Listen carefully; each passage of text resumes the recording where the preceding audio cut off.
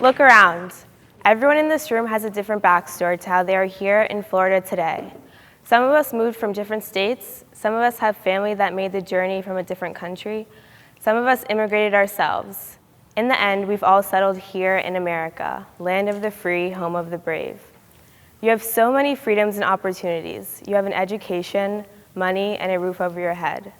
Living in America has made you feel secure. I'm going to be talking to you today about immigration, but more importantly, the idea of the American dream. So, what is it? The American dream has many different meanings. US-born citizens usually think of it as wealth, financial security, freedom, and even family. Immigrants in the US, however, are more likely to define the American dream as the pursuit of opportunity, having a good job, owning a home, and in some cases, safety from war and persecution. While US-born citizens have increasingly viewed the American dream as becoming harder to obtain, immigrants have remained more positive and hopeful about their potential to achieve it. The foundation of America is based off of the American dream. The American dream has been kept alive today because of immigration to the nation. As a second-generation American, I was curious to learn about my parents' past and how it affected me and my preconceptions about immigrants. My mom and dad both immigrated from Haiti to the United States. In 1979, at 15 years old, my dad moved to Brooklyn, New York, where he immediately started high school. And similarly, my mom came to the States in 1976 at the age of 12. Here on the left is a photo of my dad at 8 years old, just 6 years before moving to America.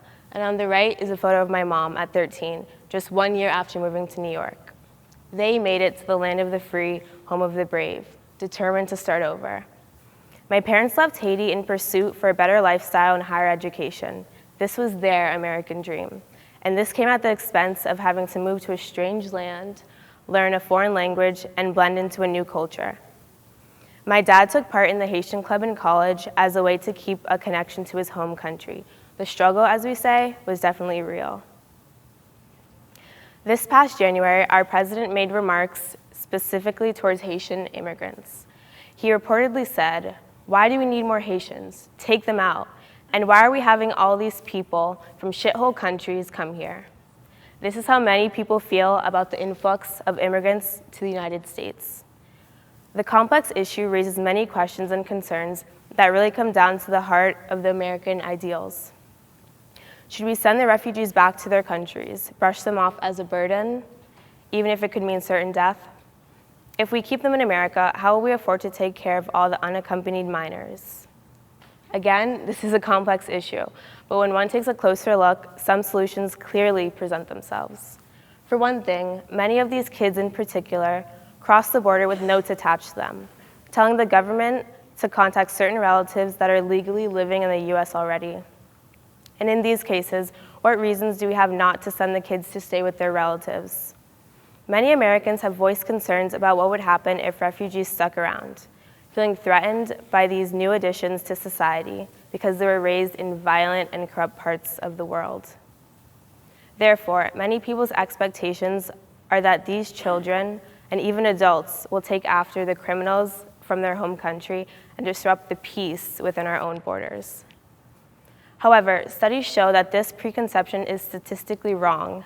I recently read an article from the New York Times stating that 25% of native-born second-generation Americans have been involved in crime, while only 17% of first-generation immigrants have been involved in crime at the same exact age. So why is the president so quick to say that all immigrants are bad?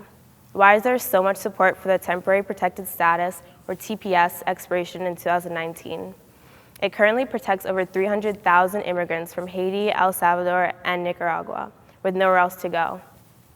Perhaps you're still feeling unsure that allowing immigrants to our country is the best solution. Perhaps then we should take a look at ourselves, the Americans.